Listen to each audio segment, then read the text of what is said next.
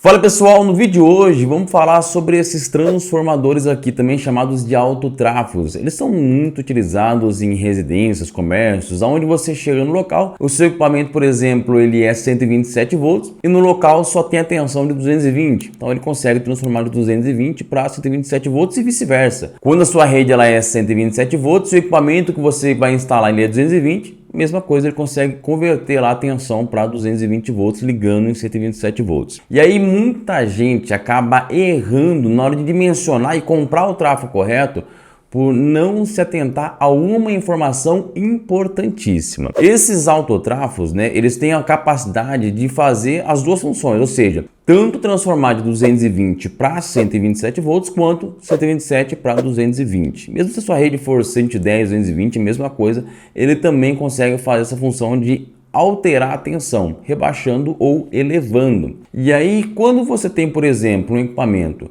no qual ele está lá marcado uma potência de 1.200 watts em 220 volts e a sua rede é 127 volts, você vai lá e compra um trafo de 1.200. Mas 1.200 o quê? Presta atenção que os trafos eles vão sempre vir marcados em VA e não em watts. Mas por que VA? O que é esse VA? VA é chamado volt ampere, ou seja, um equipamento que ele está ligado em uma rede 220 volts e ele dissipa uma potência de 2.200 watts, ele vai ter uma corrente percorrendo ali de 10 amperes. Então, se eu multiplicar os 10 amperes por 220, eu vou encontrar os 2.200. E aí tem que ter cuidado porque tem equipamentos que têm o chamado fator de potência.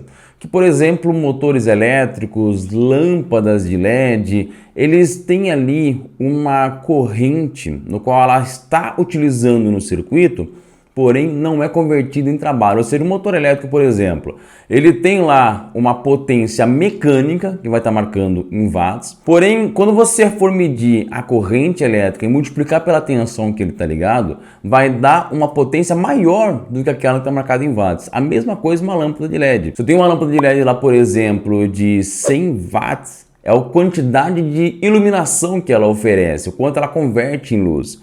Mas aí, por exemplo, se ela está ligada em 127 volts, ela deveria ter uma corrente lá de aproximadamente 0,78. Só que se o fator de potência dela for, por exemplo, 0,8, a corrente real que você vai medir lá vai ser de aproximadamente 0,98. Percebeu uma diferença de que a corrente real vai ser maior do que aquela que você imagina que teria? E quando você multiplica a tensão por essa corrente real do equipamento, você vai encontrar a potência em VA, que no caso dessa lâmpada seria, por exemplo, 124 VA de potência e não 100 watts, que é o que ela está lá dissipando de iluminação.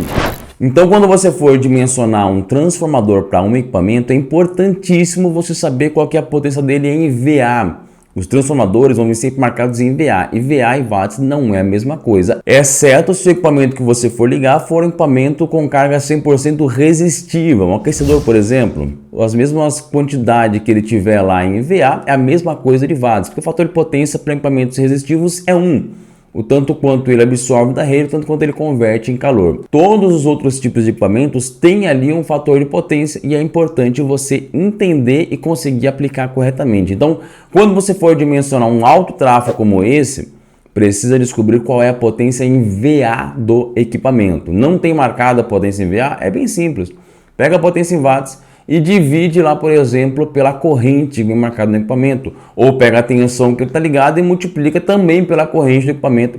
Você vai descobrir a potência real em VA, que é o que vai lá precisar ser dimensionado o seu transformador. E uma coisa importante, quando você for dimensionar o autotrafo, ou qualquer outro tipo de transformador, se o seu equipamento trabalha lá com 1.200 VAs de potência, você não vai comprar um trafo de 1.200 VAs. Vai trabalhar com ele no limite, não faz muito sentido, porque no limite você sabe que vai acabar gerando um certo aquecimento, e esse aquecimento por um tempo prolongado, por qualquer falha no equipamento, pode trazer um princípio de acidente, como por exemplo o princípio de incêndio, que é muito recorrente em casas e residências por essa falha de dimensionamento nesses transformadores. Então, coloca ali uma porcentagem sobrando ali de 10%, 20%, 30%, para você ter uma folga com que o transformador trabalhe longe do seu limite e não gere um aquecimento, onde em residências e comércios isso pode ser muito perigoso. Então, se o seu equipamento marcou lá 1.200 VAs, compra um trafo aí de 1.400, 1.500 VAs para você deixar ele trabalhar longe do limite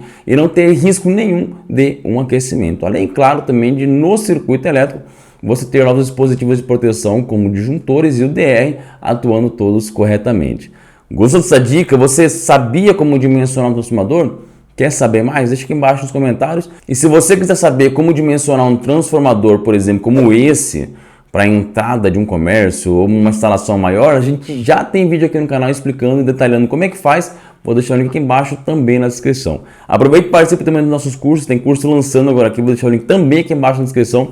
E se você ainda não é inscrito, não esqueça de se inscrever no canal e deixa o seu like aqui e eu te aguardo no próximo vídeo.